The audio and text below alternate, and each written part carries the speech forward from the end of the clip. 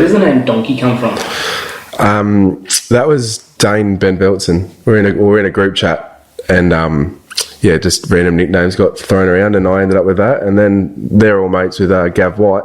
So and of course Gavin, just one day we raced at Warrnambool and Gavin kind of blasted it everywhere, and then we just thought it might be a good idea to make some t-shirts and sell it, and it's kind of just stuck. So just run with it. Just run with it, and it's been So there's not any truth to it? No, there's nothing. No, it's just all. I think there was someone called the Big Horse in the group chat too, so it's kind of all just been nicknames thrown around, and it's stuck. It's just stuck. Now it's on the visor? No. It's on my visor of the car. It's on the back of the helmet. Yeah, we've got t-shirts with it on it and all sorts. So, and the kids love it. Like kids, and like stickers. I just hand out that many stickers. Stickers just to the donkey, so it's kind of worked in a good way. So definitely ingrained enough taken off. Yeah, it's definitely not going anywhere, I don't think. So your old man raced? Yeah, so Dad raced street stocks, and then my pa and Nan both raced as well. Pa had a super modified, and Nan, I'm pretty sure she raced super sedan. So and then on Mum's side, Mum raced karts, like Bitchman karts as well, and then my other pa raced Bitchman karts as well. So I haven't really had a choice. Yeah, it's just I've kind of been in it the whole time. So yeah. What did you start racing? I started in karts at 9, Bitchman karts. Yeah. So I raced that for I reckon probably 9 or 10 years, and then I had a year off for year 12, did school, and then got in the wingless. We kind of it was right when I was going from juniors to seniors in karts. They changed all the engine rules and all that sort of stuff. So it's going to cost me a fortune to go out and get a new car and new engines and all that sort of stuff. So I think like from what I was going to have to pay for karts, I think I paid an extra $3,000 for my first wingless, and just went speedway racing. So yeah, so you didn't know junior sedan or no, the wingless was the first thing I drove. Yeah, right. On dirt. Yeah. How'd you go your first time around? Not great. Well, didn't do anything wrong, but wasn't up to speed. But as usual, when you haven't done anything on dirt and all that before, so I think I got the hang of it pretty quick. First off, we have a promotions day out at the Mount every year, and I drove. James Stark had a wingless that we were looking at. I drove that. I did a couple of runs in that then, and obviously loved it. But then the car was it had the halo on top, and I was sitting too high. Like I was looking at pretty much the original bar work. So we ended up not buying that, and then got ours from Chris Grayland down the Warrnambool way. He had a wingless, so I bought that off him, and then used that up until about a year and a half, 2 years ago, I think. Yeah, right. So how many years you been running the wingless now? I think I started in 2015, like the 15-16 season, but I reckon I only did 5 or 6 shows in the first year, and then went on, got a bit more full on at it later on, after that, yeah. So even in your time, you would have seen how far wingless has come already. Even just the presentation of cars and all that since we started, you had people running around with duct tape numbers and all that still, and now, buddy, you could put wings on these things now, and you'd fit right in the sprint cars with how good they look, and just the quality of the cars. I guess COVID didn't help because no one was selling stuff, and made hard, and everything was pricey and hard to get. So the sprint car guys weren't selling as much stuff. So a lot of our stuff's all new now. Yeah. So everyone's cars have improved because of it. But so there's still obviously and it's in any category too. There's a disparity between the top and the bottom guys though. But it's it seems to be so much better cars just in general across the category, Australia wide too. Australia wide, there's we went to Brisbane, and there wouldn't have been too many guys there with crappy equipment. It was all top notch stuff, and it was that was a tough event. So, but the cars. There used to be a big difference between the top and the bottom cars. When I started, just quality wise. But I reckon even the new kids we got coming in and the new people got coming, they're getting up to speed so quick. So it's good, and especially the SA wingless, it's grown. It wasn't that strong when I first started. You had your Chadwicks and McCarthy and Robert Hurd when he was there, and that was around it. I was after Wigsell, so. But there wasn't too many of your top end fast guys. Yeah. And then it kind of dropped off a lot. Whereas now, and because we did most of our racing in Victoria. So after, so when we started coming back to SA a bit more, just the difference in the gap, it's grown huge, and we got a lot more cars here. I reckon it's nearly tougher to win a South Australian race these days than it is anywhere else.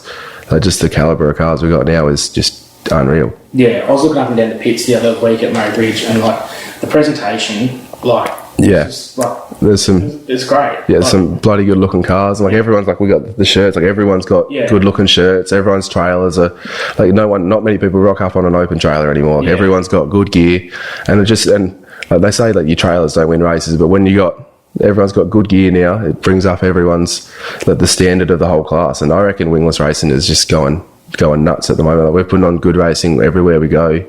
Like Darwin was nuts. Yeah, watching because I've sat on nearly every podcast. I've knocked the piss out of wingless before. Yeah. Watching chariots, like the racing was absolutely top notch. Yeah, like it used to be. I don't know.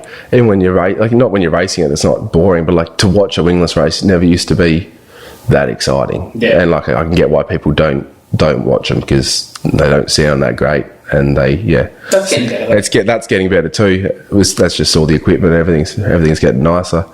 And but now half the time you want to go watch the wingless race, and like in Darwin, I'm probably biased because we had like some pretty good races up there, but the sprint car racing wasn't that exciting compared to like I'd go back and watch some of the wingless racing. Like everyone's chucking sliders on each other. Like there was races where the lead changed 5 or 6 times in 4 laps, and it was just crazy. And then, but like the sprint cars, they seemed a bit more like follow the leader because it was so fast. They were hard to slide. But yeah, I'm probably just biased because I loved it. Yeah, I see what you're saying. Like watching, like obviously not being there from the stream. Like some of the racing was just like, man, it was legit entertaining, like to watch. Yeah, and it was and it was fun to watch, like fun to actually race too. Like I haven't thrown sliders like that probably anywhere ever, and like it was so good. The track's crazy because like there's grip up there, but not as much as like you go race at Premier and you're just flat out on the boards. You're just turning in and you're just driving around. Whereas up there you had to kind of, like you're backing it in and you're just waiting for it to grip, and which made it entertaining because it showed the guys that have like the experience and that to do it, and it just like it elevated everyone to like the quality up there was good. So loved it. Definitely want to go back there one day. I'm pretty annoyed that they canned wingless from the chariots because such a good event, and they did so well. It was such a good time up there. You want to do that nearly every year. I know that from like talking to Darryl Sloan, he said it's not happening, but I know that so you're hearing a lot of stuff about certain tracks and not wanting wingless to come. Yeah, we're just getting huge numbers now. Like our SummerSlam this year's capped after the debacle last year's. But yeah, it's all capped this year, so it's all first year and best dressed. And like, I was the first one to enter for it this year. Dad messaged me. He must have been just looking through the subregs of it, trying to organise some stuff, making sure we knew when everything was. And he goes, "Oh, they open today. You better jump in." I did that, and then I messaged everyone that I knew that kind of got screwed out of it last year, and I said, if you want to do it, now's your time. Otherwise, because they'll be full. Like they filled up within 24 hours or something. So, and I get it too. And like in their defence, I was at Simpson last year. It would have been packed with a midget, and it was chaos, man. So I totally. Yeah, you imagine chucking another 80 wingless in there. Like there's no way. Like I got it. I just didn't like how it was handled, but. That's just my opinion. Everyone else has got their opinions on it, but it's very hard. I just didn't like that. I didn't get to go racing. Really, that's why I hated it. But like we had guys offering logbooks to just slap a different number on my car. I'm like, well, it's a bit unfair, really. When you got it'd be way more drama if I rock up in a Victoria, just like a Victoria bloody 99 or something, and someone's. From another cars from Mount Gambier, why is he racing? I didn't get to race, or then kicks other people out because they still had their 60 cap. But this year they changed it. You have to do all 3 rounds. Like there's no skipping one if you want to do the other 2. You got to commit to all 3. Yeah. And then like if they didn't get 60, they were going to open it up for each individual round, but they filled 60 like that. So. Do you know what like the Victorian Club does too? Is you pay the nomination fee, you get it back. Yeah. So you always get entitlement. Like that's only come in this year. Like we always paid like for the big blue ribbon races, you always got an entry fee, and the series rounds used to be, I think it was just $50. But now I notice when I enter, because I haven't done much racing in Victoria really since COVID. It's kind of just kind of like I haven't been to Simpson for 3 years, and I love that joint and haven't been there. But I went to enter the other day just for a club show at Portland in December, and $50. I'm like, oh, didn't know that was there. But then I asked someone, I said, no, you get that back plus your prize money or tow money or whatever they're going to pay. So they do it so people show up. They don't just nominate. So you got people showing up. So I like about it too. You're not just. There's nothing worse than thinking someone's going to be there. And that's on the club's behalf. Like, might not, but they're going to lose $50 if they don't, which might not kill them, but you do that 6 times a year. It's $300. So I think too that the AWSR has the best speedway related website in the country. Yeah, except it's so slow. It's when you're like logging in and trying to nominate, it's slow, but it is a good website. Like see all the events, you click on the event and you see everyone who's nominated. And if it used to be, I don't know, I don't really go on it that much other than to nominate, but you used to get results. If you want results, you just go to see, like if I want to see who won at Archfield last year, you go back and have a look. So I love it because I can go in there and see like the driver, car owner, and you got all their sponsors. So you had to kind of figure out how to, because there's only 2 spots for your sponsors, but you just chuck a couple of dashes, you can list everyone. So that's good, because then that's where all the clubs get their nominations from, like their programs and that. So you get your sponsors' names out there more, and it's good. I think it's the best website going. Like especially like for Borderline for the sprint cars this week, you had to call up or nominate, like through a nomination form, and it's all separate. Like all the clubs are separate. Whereas this, the website's just good. You just go to one place, everyone knows where you got to nominate at. It's just real good. It's easy. And like all the money's through that. Like the Vic series used to be different. Used to go through a different website, because I don't think the website, the AWSR website, I don't think it used to have like the paying option, like the fee option. So you had to do that through a different mob. But now that's all incorporated into one, and it's just easy. Like I went and nominated for 3 events within about 5 minutes the other day. Saves a lot of hassle. So being Mount Gambier based, it sort of puts you in a hard position on which way to go racing sometimes. Like I'd love to go fight for the points, to have a shot at like the SA points, but it's hard. Like you got to drive. Like the closest is Murray Bridge. Like they come down here a couple of times, but the closest you got to go to Murray Bridge, it's a 4.5 hour drive. Like with the trailer each way, and then they got Whyalla races, Brenmark, Wakery, all those places, and Mildura. Like it's minimum 6 hours. Like Whyalla's 10.5 hours or something from here. So it's hard, expensive. Like we don't race for massive money. So when you you want to go to Whyalla, we went to Whyalla twice last year, and like you have good results, but you still want to turn around and go, I want to go back, but it's a 10-hour drive. It's expensive. Like we're not going to come to home afterwards, so you got to have accommodation and all that sort of stuff. So it's just it's hard, and I'd love to do the points and that, but it's just you can't commit to doing that much driving. Especially that. You can go like you got Portland's back up and running. I don't know if they ever closed down or anything, but like we didn't race there for ages, and that place was cool before they did I can't wait to go back there. I heard. Right. Have you seen it? So we raced there last year, but I've heard they've done more this year. They did all their fence and that last year, but I think they've done the track now. So I can't wait to have it. We raced there in 3 weeks. I think the week before Christmas, I think we raced there. The 16th, I'm pretty sure it is. So I can't wait to have a crack there. It'll be good if they can get it right, and if it's banked as much. I don't know how banked it is, but if they can get it slicking off and we can run around the fence, chuck some sliders at each other, because it was a cool little boring beforehand. So first time I went in there, I was like, now I know why the fuck. It'd be a wicked track for them. Wicked track for them. I'd really like to see that come online more with like sprint cars. Like I'd like to see some sort of run between Mount Gambier, Portland, and Warrnambool. Like a little series. Well, that's what they do. Like with the speed cars issue, that pro speed car week, that looks like it's going to be real fun. That'd be good. So we raced Simpson and Warrnambool with them, so at least we'll get a couple of rounds. But I would have loved to go. I reckon that'd be unreal. The speed cars at Portland would be cool. They'll be like wide. They'll be wide open, and they seem to make, even if it's hooky, they seem to make any track work, the speed cars. So do you know Portland was bitumen back in the day? Yeah. Did they go to sand at some stage as well before, or? I think they did. Sand. Sounds familiar, but they was definitely bitumen, which would have been gnarly. It's like that's just how the times changed. Like, Yeah. I was thinking about it the other day. Actually, I don't know any ovals in Australia at all. I don't think there's anything. There's obviously thing in Melbourne. That's the Thunderdome. That's that massive, but that's like, you're never going to run a sprint car or anything there. That's just huge. Like ovals like those smaller. No, nothing. Nothing like in the States. Like where they have them. Every second town's got one. But and you got a Flow subscription? No, I don't. I need. When you go on Flow and you go to the asphalt side of things. Yeah. Man, there is just like stuff galore. There's just stuff everywhere, and there's all different types of like. I didn't realise how far NASCAR comes down the range. Yeah, there's heaps of stuff. It's like street stock.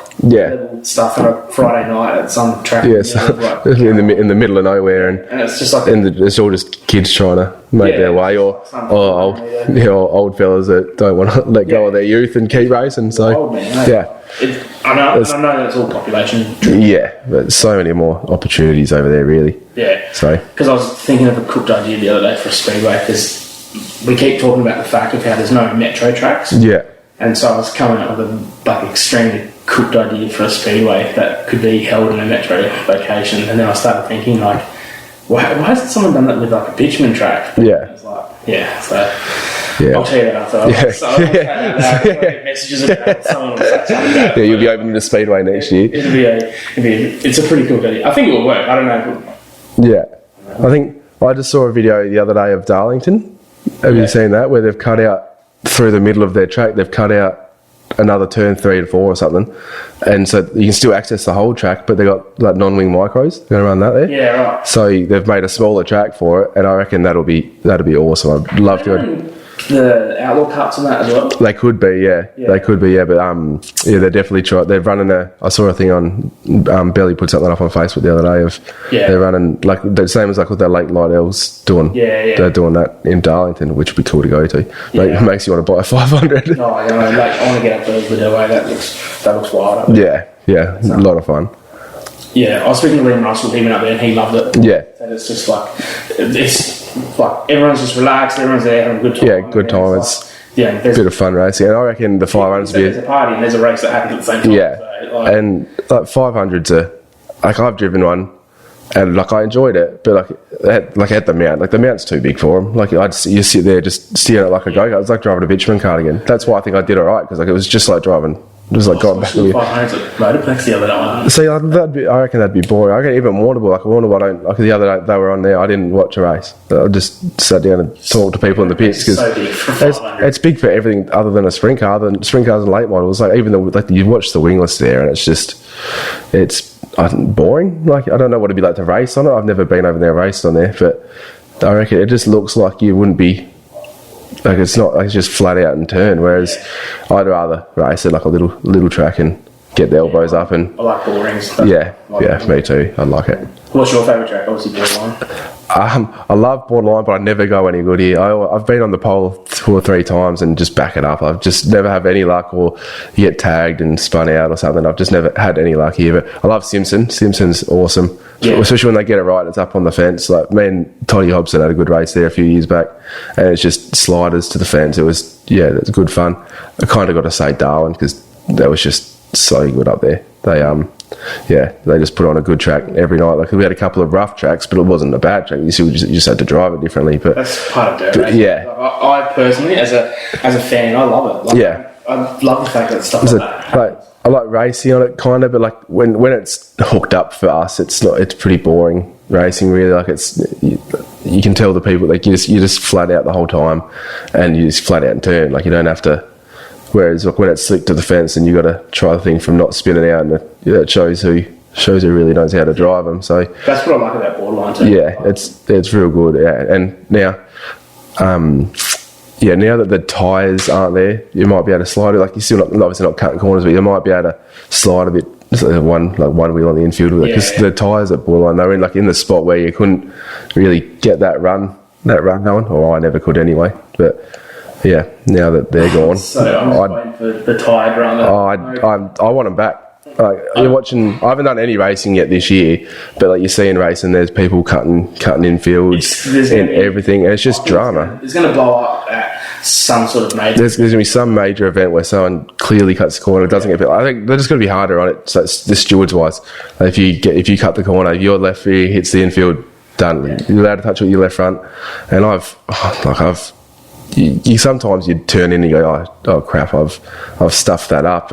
And then when I am doing that, you try to kind of back out of it nearly. But it's just someone the other day had the bitumen track corner thing, as they're like multicoloured. Yeah, the curves running the opposite way, they were stagnant. So if you went over them, it was like bumpy. Yeah, Warrnambool had like little ripple strips there the other day, but they paint everything yellow and you can't see them. But so when you're out there, it's hard. But they got little ripple strips there. Now, Darwin had the best. Like it was like a metre off the pole line. There's a big mound of dirt. So if you hit that, like I hit one in one of the races, and you're like up on two wheels, like it nearly tipping over when you hit it, but like it doesn't rip your front end out. I thought that was a great idea, because if you're hitting that with your left rear, you're well and truly off the track. So that was a good idea. Even just like a little flag stick or something that you can hit and it knocks, at least you can see it, but it defines where the infield is, because at the moment people are just driving through grass and winning races. So, and it's happening in all the classes. You can just see people up and like at Warrnambool, you're up on the cement, like you're nearly getting drive off the cement. So like you've got to like if it's rubber down, like you're just cutting as much track as you can really, and hoping you're not getting penalised. So I thought about it. It'd be hard to do, I know, but I thought about it after a few years. The other night, I was like, put a like a light through, like if you had like a Perspex light shining up or something like that, and it was I don't know, some sort of colour that you're seeing person. Yeah, if you hit it in the car or something like that. Or they've got to implement something like what the supercars now have. Like if you there's a system in there and you run something like it with your transponder. Maybe if you put it on the left rear, if your left rear sets that off, just put you back 2 spots or something because the stewards got enough to worry about now, whether then like with infield or with everything else, and then to add people pass on the infield, like it's just, and they're never going to see everyone. Like you can't, there's like you sit up on the stands, you can't watch everyone in at all. So unless you're going to have 4 people out there every night, then you never have enough volunteers for that. So they need to find a way to do it so it takes that stress off stewards. But at the moment, like they've got to start penalising people, and otherwise it's just going to get out of hand. Yeah, it's definitely going to come to a point where it's like a big event or something. Yeah, someone's going to lose. I'm pretty sure that's why the tyres went there in the first place anyway. Yeah, because people were doing it. You used to see it in the sprint cars all the time. People will slide across, especially at borderline. Like the sprint cars at borderline, you have 4 people drive across the infield to slide up, and like puts on a good show. But you're cutting the track in half. But I don't want to say who it is, but I said I know exactly what you're talking about. At Speedway City, where I was like. You shouldn't be doing that. Like going into turn 1 as well, so it's not like going into 3 where you could have got away from the steward scene. Yeah, like going into 1 where everyone would have seen you. There's a guy that used to do it at borderline in the sprint cars all the time, and I think that's probably what, like, not him obviously, but that's why they brought the tyres in. But I don't know. Premier used to do it good because they had the guts cut out of the tyre, so it's just the outside of the tyre. Like it's still like I hit the ones at Premier. It still doesn't do your front end any good, but it doesn't total your whole car. Whereas like the ones at Borderline, they're solid. Like we use a tractor to move, and like, they're solid. So, but like Warrnambool used to have a good thing going there. But once again, they painted them yellow, and it's bloody hard to see when it gets dark. So everything needs to be bright white. Like the old yellow wall at Murray Bridge, that sucked. I hated it. You couldn't see, like with a bit of dirt on it, it's just brown. Can't see anything. Whereas you need a big bright white wall or no wall. It looked sick when it was like brand new and fresh. It was different, but you couldn't see much out there. So where do you see your racing career ended up? You want to stick with wingless, or you want to?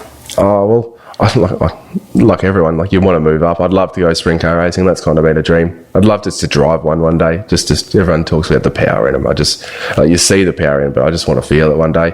But I love to go sprint car racing, but the budget's just not there really. So like happy doing what we're doing. Like we just go away, it's a family race and have fun with a few mates, and like we got like Kirby down here, like we go racing with them everywhere and make a big deal. Like we stay with each other all the time, so kind of just happy doing what we're doing. And now like we're always like I go to every race meeting now thinking that I'm going to win it. You got the confidence that you're up the front now. So I'm happy that we're doing that. But yeah, obviously you always want to go further. But like sprint car racing's always been the goal, but the budget's just never there. So yeah. Have you thought about America or anything like that? Or? Oh, you think about it all the time at once. Yeah, it's just expensive, really. Like once you to get everything over there, or even just to buy a ride over there, like it's still a lot of money. And it's not like I'm 20 anymore. I got plenty. Like I'm 26 now. Like getting to the point where like I've got to start settling down, like buy a house, like sort of think about like real world problems. Like at the moment, like still live with mum and dad just because the prices of everything are going through the roof. And I moved away for 5 years and then come back and just everything's gone through the roof with prices. So it's hard to do anything else. But yeah, I've got to start thinking about like future kind of thing. Like apart from like I still want to be racing, but you kind of got to grow up a little bit and do the right thing. And it's like people who play like footy on the weekends or something. Yeah. Like, unless you're playing AFL, NRL, you're not getting paid. Yeah, you're not getting paid anything for. Like I play footy every weekend, but you just don't get nothing but enjoyment and sore hamstrings from it. So yeah, and then like if that starts getting to the dangerous point, you're gonna pack that in. Like I always said, like if I get into the point like you're getting a couple of concussions, like that's then like I always said, like you see people hurt their race, like self racing. Like if I've got a broken back, you probably won't see me in a car again. Like it's not. I'm not going to ruin the rest of my life for it just to go racing, unless it's only minor. But like you got to think about the rest of your life. Like you're only going to do this if you're lucky till you're 40, 50 odd to go racing. You still got to hopefully get through like 60s, 70s, 80s when it's hard enough when you're getting old anyway, let alone having problems from your younger life coming through. So who was the guy the other day in the wings was like 76? Was it Peter Logue? He's still going. If I can still 76? He's either 74 or 76 on. If I can be still racing at 74 and 76, and he's still podium, wasn't he? Yeah, he might have won. Did he win? He won at Nyora. No, he won because he won the Sunday show at Nyora. I think because Todd finished second to him. Yeah, but it was one of those tracks out the other side of Melbourne. But yeah, he still goes bloody well, and he's hard to pass. Like he's just that experience. He's been doing it for probably 60 years of his life. Like he's just That's the thing that I'd love to be doing it. Like, talking about America is like you see these kids who are like 12. Who are like they're like 17, 18, you see that maybe 20. Buddy Kofoid's been doing it since he's 12 or 13 or something. I think he ran his first sprint car at 12. Like it's nuts. Like and what's he now, like 22? Yeah, you can hardly even race 10 years of sprint car experience. Other than like what 2 years ago when the junior 500, you could only race a junior sedan in Australia. So like, and these guys are ripping around in sprint cars, but it's just that one of the 11-year-old who won in like Florida, like 3 or 5. Yeah, it's awesome. And like by the time he's 16, that kid's going to be in a 410 ripping it. Because the race was on YouTube, and like there's nothing you could look at that car and be like, oh, that's a kid racing it. Yeah, like there was no like. They've been living and breathing it. Like they run the outlaw carts and the quarter midgets. They do that there since they're like 5 years old. So like they got. Before they even get in the sprint car, they've been racing on dirt for 7 years and stuff that like our quarter midgets down here aren't that powerful really from what I've ever seen. I haven't really watched too much of it, but like that, you go over there and they're like at Millbridge, like it's wicked what they get to do at 6 years old at Millbridge. Like the place is wicked, and like you could stay there for the rest of your life and you'll be racing there at 40 in a micro, and like it's just the things you can do over there is unreal. But it's so different, like population and their rules and stuff like that. Everything's just different. It's hard that I try not to, but we take so much comparisons from what they do over there. Yeah. Like, I think sometimes we just need to take a step back and be like... Well, they don't have like the insurance and all that we've got, which you kind of appreciate it here. Like if you ever have a problem, you know you're going to be covered in some way, shape or form. But over there, but like it's just so cool. Like I kind of wish we got into Speedway a bit earlier and went over there and did some racing because it'd just be cool. Yeah, I think too. Like over there, there's a reason why everyone sues everyone for something too. Yeah, like they don't have those insurances. No insurances and stuff. Yeah, so. They don't have those like rules and regulations that. I appreciate it here, but like it's just they can just do some pretty cool stuff over there, whereas over here it's not as much. I need a helmet on a quad. Yeah, exactly. I'm just like stuff like that, but like you can see why, but. also don't see why. You can see the other point too, that like someone falls off their quad without a helmet and they sue the speedway promoter, they sue like the canteen, like just it's just gets out of hand. So we need it. It's hard because like there's stuff that I want to see, like kids in the pits and stuff like that. But I don't know. I think I was talking about it with someone the other day. It's you could do it, but there needs to be like a certain area. Yeah. Because you have like even now you see people just walking through the pits and they're oblivious. Like the other day, last year in Murray Bridge, I was watching some GoPro footage the other day, and I'm trying to pull into my pit bay, and there's someone just standing there looking the other way. I'm like, you're about to get hit by a race car. Get out of the way, otherwise, it's like I can stop, but like sometimes you can't stop, or they just walk in front of you. And so like people like if you're going to be in there, you got to be switched on. Like it's a bit hard, and like especially kids, like I know like with family, like I don't have a family, so it's not I can't really talk about it, I guess, but like I can see why people want their family in there, but like I think there needs to be an area or something where they can go into, but then there's got to be other areas where you're like you can't go, like near hot zones and stuff. Like it's either that or you bring in everyone's going to get pushed around with a quad, because like we still drive wingless, we drive through the pits under our own power, and street stocks drive through their own power and stuff. So and like it's not like we have a clutch, we can just get out of it and stop moving straight away. Like it's like if you can't get your car out of gear, it's gonna be the hardest. You could end up, and like you hear people, like there's been problems where people have been hitting the pits before, and so imagine if that was a kid, like all hell would break loose. So I can see both sides of the story, and like what do you need to push a straight stock? You'd like I'd be more than a quad. You need a vehicle. So then imagine throwing that cost onto those. And it's just extra costs everywhere. And then if that happened, our insurances would go up. So and then instead of paying $350 or whatever it is to get a license, you're paying $1,000 a license, and then the cost of racing just skyrocketed more than what it already is. So I can see both sides of the story, but I also because I don't have a family, I can't really comment on the other side of it. Like I know, like when we grew up, Dad was racing. Mum would sit up on the hill with Mum, and then we go run around. Especially at Borderline, you run around. There's a whole track of grass that you run around on. Like street stocks don't draw a crowd, so you're not running through thousands of people.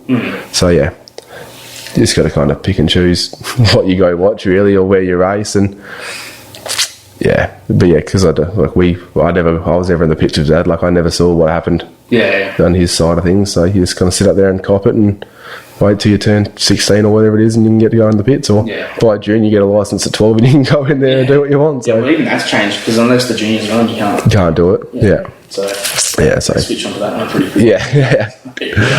So speaking about money and racing, I ask every wingless guy the engine situation.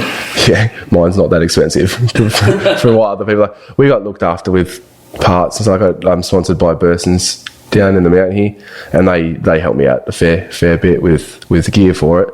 But like we build our own, like we send our heads off to get checked out and all that sort of stuff. But other than that, there's no extra costs under my bonnet. We just but you hear the stories of people spending thousands and thousands, in the tens of thousands on engines. I'll do what you guys have been saying on here, but like some of the numbers you've said on these podcasts with people has blown my mind. If you're going to spend, like, what did you say? Some of the I heard one in Sydney was 25. Why would you do that? Well, go buy and then cheap 360 or something or an LS and go wing race if you're going to spend that much on a wingless, and it kills the sport too. Like it's supposed to be depends too though. Like what, like like someone like yourself who's hands-on enough, like you might be able to pull that motor out and strip it down enough to send it off to get machine. Like maybe that guy hasn't for that kind of money as well. Exactly, but like Crowy, he's one of our crew guys. Him and Dad put everything together. Like we don't send the engine off to go get someone else to build it. They just build it in the shed, and so there's labour costs going straight away.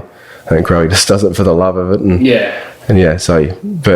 don't spend anywhere near as much as that. So then there was someone the other day who swears black and blue to me that their motor came straight out of the records. They took the wouldn't surprise me. They just don't last as long. So you can still run it. You can chuck it in. Like if you had a problem one night, you go to the records the next day, grab one, bolt it in. Like if you run a couple of nights in a row or something, you can still be competitive with it. It just might only last you a couple of shows before it goes bang. Like you just gotta. What do you think about the V8? Debacle. Well, it's not a debate. Well, we're locked in till 2028 or whatever it is, and then it could, 2030. Like, well, it's 28 with a 2-year extension, so it's probably going to be 2030. And look, only reason I'd want to go V8 is so you could run winged and non-winged a week apart. Now, you're not going to obviously probably not going to do it in the same night. It's just be hectic, but that'd be nuts. But you could if there's no winged racing on, you could go take a wing off it. That's the only reason I'd want to do it. But yeah, I know. I think the racing we put on at the moment with the V6s, everyone's finally got their heads around it, and we're finally put on some good racing. I don't know why you'd want to change it really yet. I think everything's going well, and we'll face it, when they're not changing it for another 6 or 7 years, so people just kind of got to get over it and put up with it. Yeah, that's all right. But like, the sound of them are cool. Yeah, they are getting better. But once again, we go V8s, our insurances go up. Yeah. We end up having, instead of having you'd have to get the next level license, and then more money, more insurance, and it's just more wear and tear. Where it's supposed to be a budget. But I think like, after seeing what's happening in the car market in general, like, I think Chevrolet's scrapped the LS. Like, there's nothing coming out with an LS.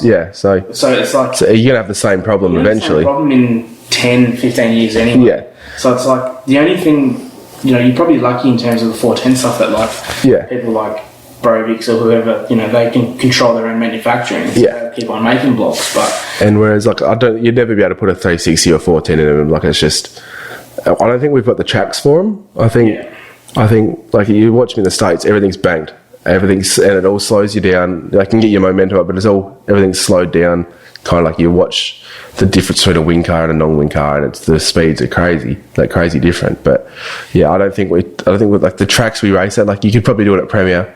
Probably borderline Simpson maybe, but like, then you get the real small flat tracks, and it'd just be boring, I reckon. And everyone will just be skidding around the bottom because bored when that gets going. That's going to be unreal, isn't it?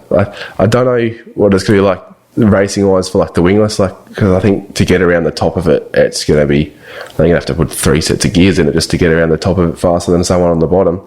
But I reckon the sprint car racing there will be next level. That speed cars. And speed cars, like, they will be the people that play things that got the power to get them moving. It'll be good. Whereas if they can get it to blow off and get slick for us, we'd probably have some pretty good races there. But it'd be a nightmare to prep. Track like that. Like that, you're sitting there like this the whole time. You've driven past. I've gone out and seen it, and like, you just see the racing that I-55 has, and if you can have half as good racing as what they put on, you'd be loving it. What was put on killer shows? I loved it. I think I won the last feature race there in the wingless. I don't think they ever put another one after there. Yeah, right. And it was just a cool joint. Like, it was like not super banked, but banked enough that you can do stuff. You can move around. You can pass people wherever you wanted. It was a cool joint. Yeah. So that's like 2 hours from here. Two and a bit. Not much. It's kind of halfway between. Like, you don't go that way, obviously, to get to Murray Bridge or anything, but it's like halfway, like 2 hours for you there, up there. You scoot up. We just go straight up. But it's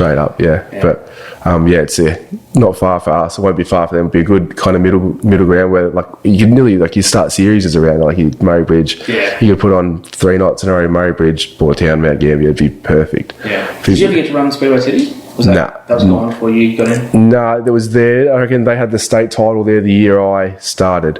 But because we were just bumming around the back and still learning the way, we never really went there. So I think I would have only been there a couple of times to watch as well. I didn't really get up that far. So but it would have been cool. Not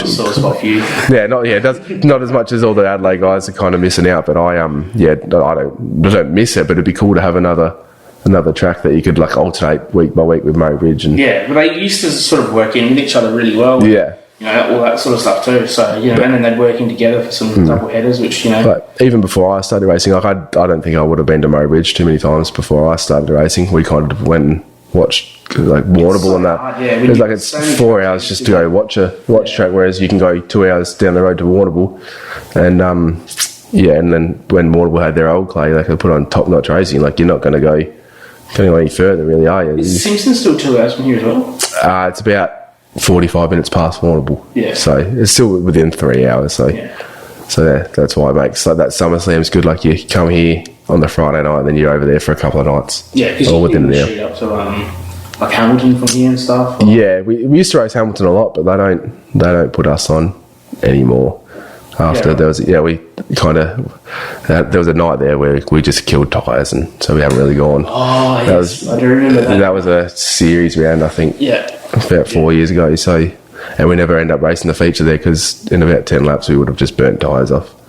Yeah, and so we haven't really gone back. I haven't. Or I don't know if wingless have been back, but I haven't been back there since. But that you used to know, like when you rocked up to Hamilton, if it was slop and you couldn't drive around there in hot laps, you're going to have a wicked track by the final because it was just perfect. But yeah, and it's hard. They obviously struggled having like a 10 o'clock curfew, and it's just, and they made it so hard by their council there to chuck those curfews in, and it made it real hard for them to put on a race meeting. It's getting hard. Yeah, you got to start there at 3 o'clock if you're going to run a whole show. When I was at November the other week, I was like, "Why has this place got a curfew?" There's nowhere around. Nothing within a mile of it. Like we don't have a curfew at Borderline, but we still try to keep it early so we don't end up with one. Yeah, right. Because if it's a still night, like you'll hear the speedway from here. Yeah. If it's a quiet night, like you're not there, you'll hear sprint cars all over the town, really. So I thought they still got a curfew of 11 there, but no. I don't think we just try to be done. Early. So, and I guess especially like King's Challenge night, you want to be done by 9:30, 10 o'clock. Because everyone wants to get out and go to the classic, don't they? So, I hate it. I hate leaving that night. Yeah, the road is just. It's shockers. It's the worst road. It's like racing has not stopped. No, like it's just everyone's still on a hammer. Yeah, everyone just wants to get to Warrnambool to start the next part of their weekend, and it's just the road's crap. Like it's just the worst road. There's potholes everywhere. After Haywood, it's fine, but that first hour. It's not just the cars either that are racing. Yeah, there's people, like you got 2,000 people going, oh yeah, I want to go from Borderline and stay in Warrnambool that night. Like it's busy, it's hectic, but good thing about like living here, like we just come home and go the next day. Like it's not too bad. So, but it's just nuts. That's people. What we elected to do for a classic coming. I was like, no, I'm right. I'm going to get out of there. And I'm not facing all that crap again. No. Yeah, definitely, and it's just. Yeah, getting nuts. It's people end up getting hurt or something stupid one day because they're just too tired or something like that. Yeah. You can understand the sprint car teams trying to. Well, they kind of have. They kind of have to, but like if you're not racing the next night anyway, you probably can take it a bit cruisy. They probably don't give a crap, but the ones that got to, they still want to just get there. So, but I guess you get like, especially if you're racing 2 nights in a row, like you got a lot of prep to do. You still got to clean it. Yeah, so it's always a mess. Like the Borderline clay sticks pretty well, so it's always a mess afterwards. And it's hectic. Love to do it. You're crewing for Jordan Frazier? Oh, kind of like So Dad used to crew. They help out Gary a lot when he was younger. So, excuse me. So Dad helped Gary out a lot when he was younger. So just when they're down, we go see him, talk to him, and I've helped him out a couple of times this year. But who knows? Who knows? It all depends on who they bring down from Sydney. If they bring their whole crew down, I just kind of bum around, and if they need help, they need help. If they don't, I'll go sit on the hill, watch them racing. So you think those guys get itching to get down this way? Yeah. Well, it's a very hard decision from being Sydney going up to Toowoomba. Toowoomba or not? So the good thing is from now on, like pretty much you're racing nearly every weekend down this way. So well, I think Toowoomba's going to do the same. The same, which would be alright. So Christmas in January as well. Yeah. Sort of now everyone's just chasing the money now. So if you want to go race Toowoomba, you've kind of got to. Don't you? This current like sort of climate of racing, you've got to. Exactly. Yeah. Especially if you're one of the top guys, you can see Jock travelling everywhere, and you know exactly why because he's got a pretty good chance of winning when he goes to any racetrack. There's another show now they put on too. Is it 10 to win at Avalon? Yeah, that sprint car, the shootout, international shootout. That'll be good. Hopefully get over that. So there we go. And because it's a Friday night as well, and then you roll, like if you've got a 360, you roll into the Simpson 360 race the next night. And for fans, that'll be great. So you go to Avalon and mosey on down to Simpson the next day. And how far's Avalon to Simpson? I've never done it that way. It'd be hour and a half maybe. It's not that far because you can turn off and there's a point where you can turn off and you just go pretty much straight to Simpson. So I just know the bank account's hemorrhaging from it's all worth it though. It's a big stretch over like that period of year. It's always hard. Super torn too to follow the pro speed. I'd love if we weren't racing because like we when they're in Portland, we're here. Like if we weren't racing, I'd love to just follow it. It'd be awesome. Like, they're talking they're going to get a heap of cars from Western Australia and all that, and so the New South Wales cars are coming down. Like, it's going to be the best of the best in the country all going at it on some pretty wicked tracks. So I don't know the exact names and stuff, and I wouldn't really, break it and take it away from them. Because they're doing a killer job promoting it.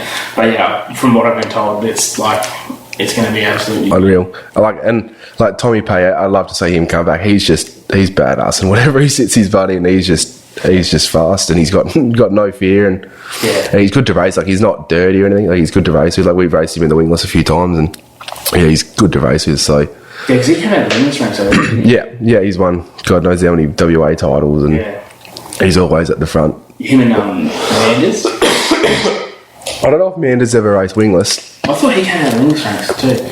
But yeah, I'm not sure. He was definitely in speed cars a lot. Sorry. He was speed cars, and then went. I don't know if he's in the speed cars. I don't know if he is this year, but he ended up in a sprint car. Yeah. So, did you see Pickens last weekend? That was nuts, wasn't it? Like, it's just like, for a guy that's never set foot in a sprint car around the joint and go out and break it's unofficial, but he broke the lap record. Yeah. In a practice session. Like, it's pretty. He's just a freak, though, isn't he? Yeah. I'd love to. I don't know if he's ever done it. I don't really follow. Like, I like watching the American stuff, but I don't follow it religiously. I don't know if he's ever gone over and done a whole USAC tour or something, but it would be unreal to see how he'd go, because he's just a freak. Yeah, it's just it's so tough over there, right? Yeah. So many good guys have come out of it. Like, face it, like Todd and Travis Miller are going over wingless. I know it's totally different, but they're like a couple of the best drivers we've got around here, and you end up in a B's and C mains and a USAC show. Like, they're that good over there, and like, they do it 3 times a week. Yeah. So there's just, and they've been, like I said, they've been doing it since they're 14. Like, it's just nuts, the caliber of the car over there. So yeah, it's so hard to look at what's happening over there to us, but it's like, it's hard to compare, but especially because it's so different. But you got to remember the population and the money. Yeah, and just different. Like, like the working a regular job over there, like, pays nothing, man. Yeah, it's easier for them to go up in a car and try win a 5 or 10 grand, and they like all their races 5-10 grand to win. So and they pay out all right. So they pay like good money to start. Yeah, so you go over there, you can make good money doing it.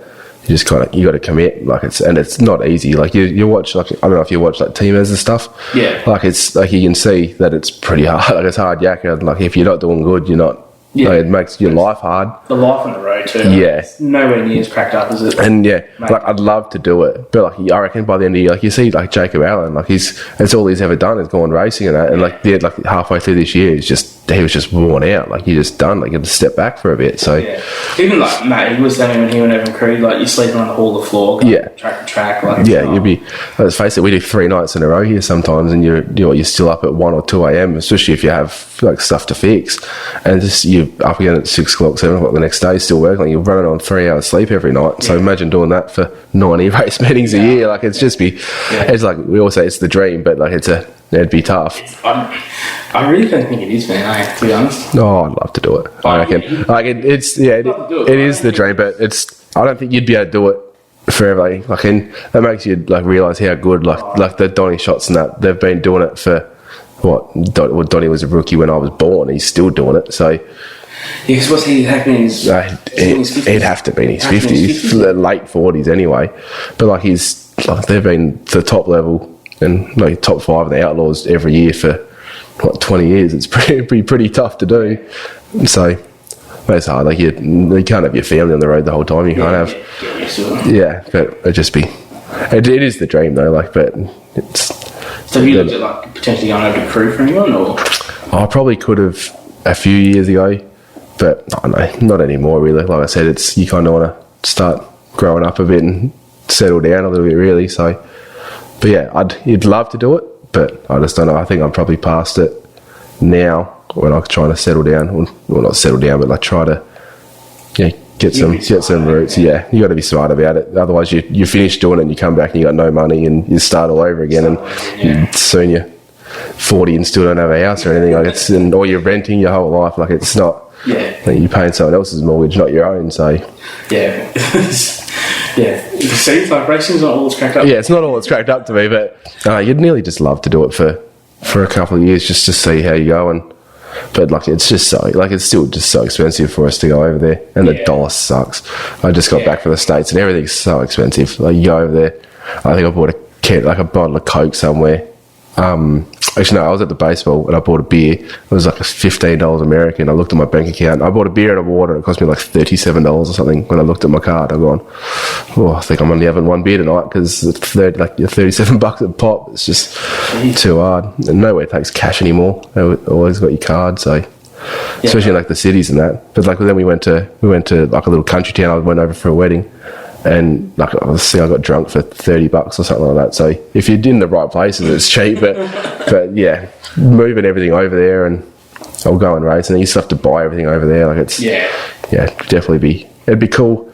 I don't know, it'd be cool to do it, but just probably unachievable goals really. But yeah, you got a dream. But yeah, I'm happy just doing what I'm doing really. Like I love going racing wingless. Like I love being competitive and at the front. Like even if you were sprint car, like if I want to go sprint car racing now, I can't afford the top level engines or anything, so you're only buying cheap dungers and you're running around a C main every night. Like I don't know if that'd be fun. Like it would take the fun out of racing, like because you go, I think I can do better than this, but I don't have the gear to do it. So and it's not like everyone's got the equal gear at the top now. So if you don't have that top level gear, you're not going to be there. Like you're scrapping around trying to make A mains.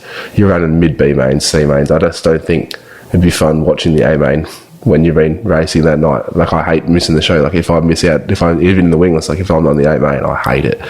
So yeah, I'm happy doing what I'm doing. So how many shows a year you're hitting now? 15, 20 max. Yeah, right. Yeah, used to be more, and then we kind of settled down and just kind of pick and choose. Like we're not following any series this year. It's like we didn't do Wyler or Swan Hill just because it's just expensive. Like it's a long way to go for. Like I know.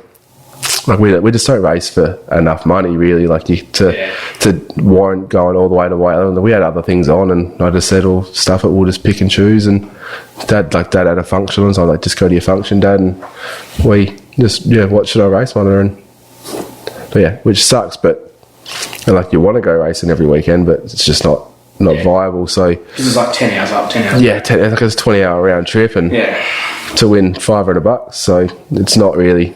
And like these days, a right rear tyre costs more than that. So because what do you have to right rear? Isn't it like 7? No, it's about. I think it got like that when there was a shortage, but I think it's back down to like about $580, $600 for a tyre or something like that. But like we just don't race for the money.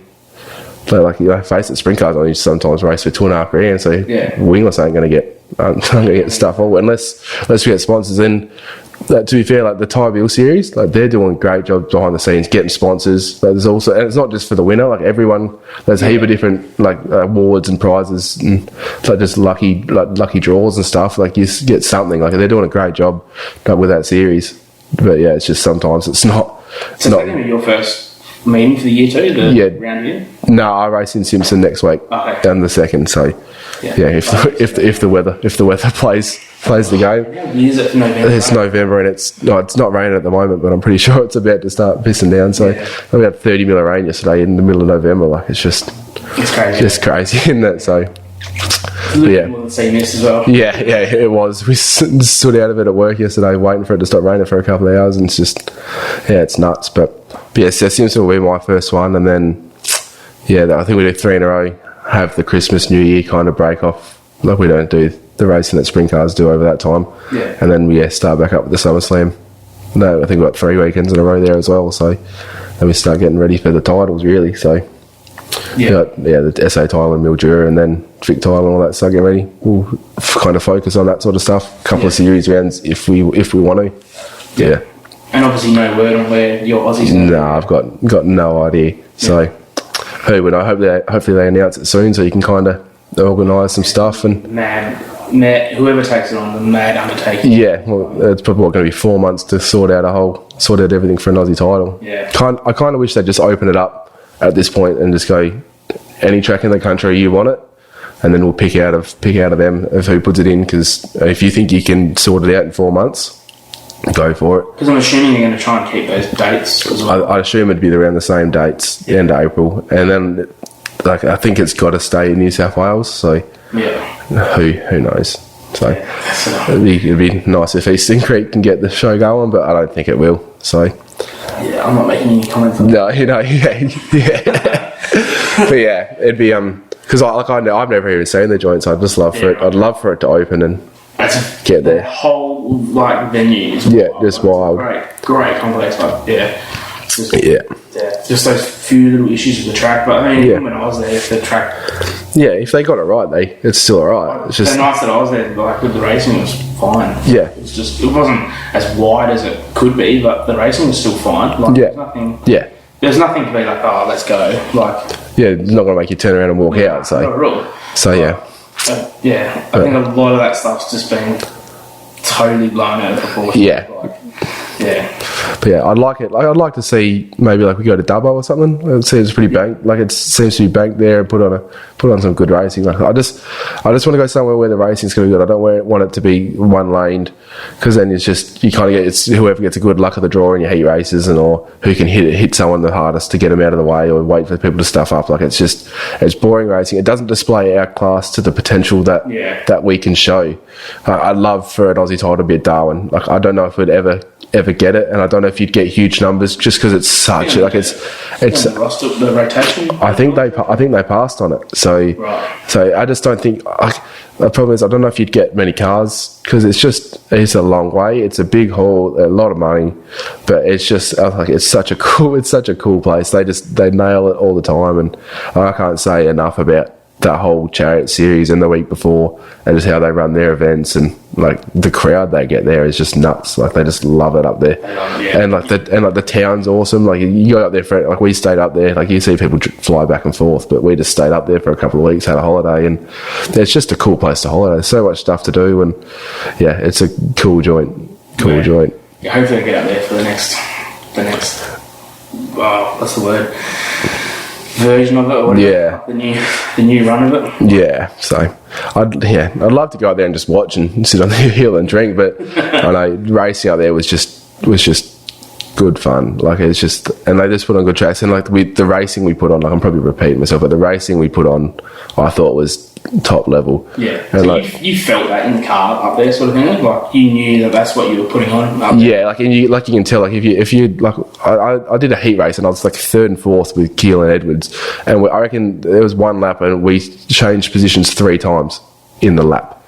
Yeah, like it was nuts. Like I slid him into 1 and 2, he got me back out of 2, and then I got him in 3 and 4 or something like that. It was just nuts. Like the racing was just top quality, and there wasn't too much biff and barge. Like when you have a track like that, you're not hitting, like where it's one line, everyone just hits each other to get out of the way, and like you try not to, but like it's if someone gets on the brakes, you're running up their ass if it's all just one lane. So when it's you end up too fortunate at last. No, that is a sore one. that one hurts, but that's probably one that got away.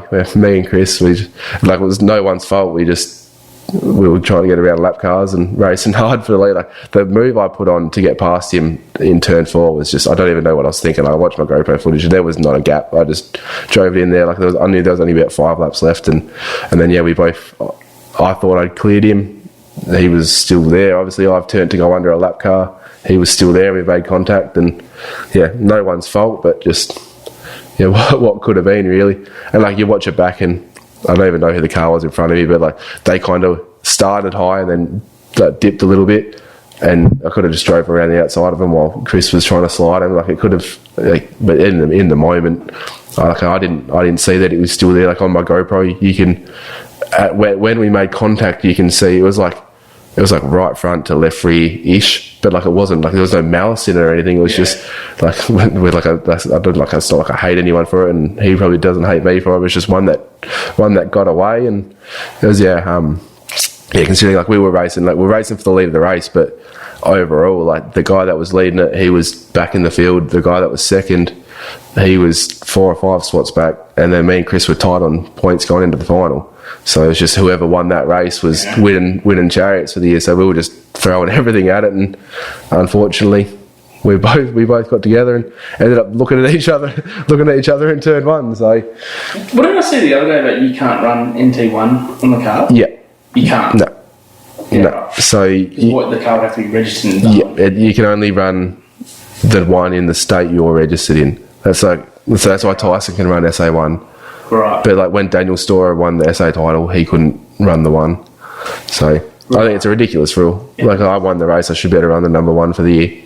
Yeah. So, but You look at stuff on the streeties, they run like... yeah, I like remember seeing Barry's car and had like start points out of every state. every state, yeah. That's because he's a freak and wins everything. But like Julie, like Jason Jewell, he's got the NT1 on at the moment. It's just, I don't know, if you win the race, I think you should get the right to win it. Some sort of like... There's a little number one in there. I was going to say, yeah, there's big one though. Yeah, the old James Courtney down the side, or the DJR went after Courtney left him, do the big number one on the side. Like fully push the boundary and how big NT1 or something. Oh, there's a few scattered there. Like in the I've got one in my number and everything, but that's about as much as you can do before they start telling you to change. Because then but like it's not like it's a big deal, but it'd be cool. Not often you win a. Like I might not ever win another title again in my life, so it'd be cool to just be able to run it for the year. The worst thing is I don't think I'm going to be able to defend it because obviously we're not going up for chariots this year, so it's going to like I'm not driving all the way to Darwin or Catherine or wherever it's going to be for one show. Like, it's a long way to go to race once and turn around and come back. So Alice, I suppose. Yeah, but even I think they had it last year, so it's going to probably be Catherine or Darwin or something again. So. Who would know? So unless you can score a ride up there, but like there's no like everyone that races up there just racing their own cars for fun. So it's not like you can just jump in someone's car and try to win it again. But it'd be cool to go try to defend it, but just don't think it's going to be happening unless they put on some big wingless show that draws a crowd or draws all of us up there again. But it's not chariots, so yeah, it'd be. Yeah, when I was like waiting for the news to come out, and then come out as sprint cars and juniors, and it just bummed me out for a bit. So just because it's just, like even like take the racing out of it, it's just a good holiday. Yeah, like the middle of the year, like if you're halfway through your year at work, you just kind of want a little break. It's perfect time for everything. But it's not close to Christmas. It's not like at all that. It's just smack bang in the middle of the year. Go up there for a holiday, and bonus that you get to go racing, but. I don't think I'll be able to go up there and watch without being shitty that I'm not out there racing. So, but it is what it is. I guess you can't change it. But yeah, I think I don't know if the wingless class got too big for chariots. Like we had 48 cars, and that filled up within a day and a half or something like that of people wanting to go up there. I think there was a waiting list of people that wanted to go that couldn't get in. So like you put that on like your 4 heats over chariots. Like it's taken the eyes off sprint cars, which is what draws the crowd. Like I can see why, but it's just bit of a bummer. So but be cool to get into it again soon.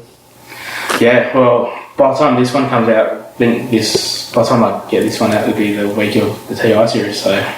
Yeah, so hopefully we had a good run at Simpson. Haven't chunked or anything. Hopefully we can get a. Hopefully the weather plays nicely too. Yeah, I think it's supposed to stop over there Tuesday or Wednesday. So hopefully it's all dry for the rest of the week and we go have a skid because like I enjoyed the little time off, but I'm kind of itching. You're seeing everyone else racing. I'm like I'm just kind of itching to get back in the seat now. So and I'm itching to get back to Simpson. Like I said, I haven't been there for about 3 years. So I just really want to get back there. It's such a cool joint. They put on a wicked racing, and I don't know if you've ever been there, but it's a wicked place. Yeah, I rate it. And it's just the flies. But once the sun goes down, it's fine. So you just got to put up with it for a few hours. So just get there late. Yeah, get there late. But it's it's when they get it right and it's slick to the fence. Like you put on some wicked racing. So can't wait to get back there. And then hopefully we can turn our luck around at Mount Gambier and at least stay up the front. So well, I'll be back for that. So I'll see you then. Yeah, see you then. We'll have a chat and cheers to your time, mate. No worries at all. Yeah, thank you. Easy, man. Yep. Awesome. Oh, me neck.